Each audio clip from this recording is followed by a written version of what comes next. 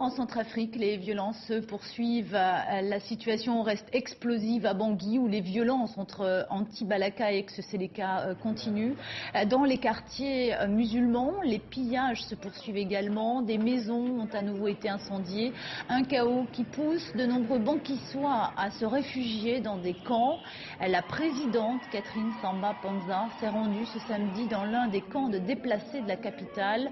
Elle a de nouveau appelé à la fin des violences. On l'écoute. Nous devons neutraliser ceux qui sont encore en train de piller. Je vais m'assurer que tous les quartiers soient nettoyés un par un et sécurisés. Et en province, la ville de Sibut a été reprise aux ex-Seleka, une opération pacifique selon la force africaine qui a mené l'opération. Les soldats français, eux, étaient en appui. Désormais, c'est le contingent gabonais de la MISCA qui s'est donc installé dans la ville.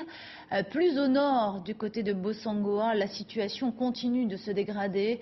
Le fossé entre musulmans et chrétiens se creuse. Amandine Sellier.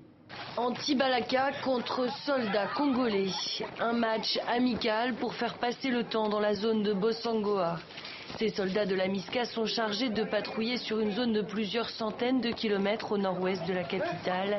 Une zone contrôlée par les milices chrétiennes connues pour leur gris-gris qui leur valent quelques moqueries. Les idées traditionnelles. Ils croient encore à ça. Ça leur protège là. La veille, ces anti-Balaka ont fait fuir 650 musulmans vers la localité de Yaloké, située 70 km plus au sud. Il y a des peuls qui sont partout. Donc on est obligé de tenir ferme et protéger notre pays.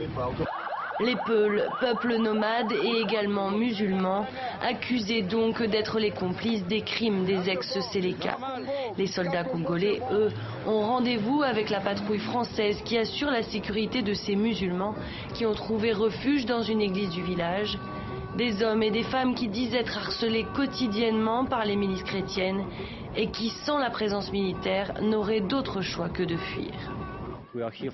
Nous sommes ici pour tous les habitants de Yaloké, pour ramener la paix parmi eux et pour leur permettre de vivre ensemble à nouveau.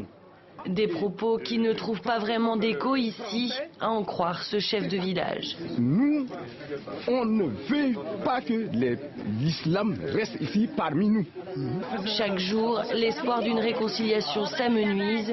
Les soldats français, eux, passeront bientôt le relais à leurs confrères congolais pour assurer la sécurité de la zone.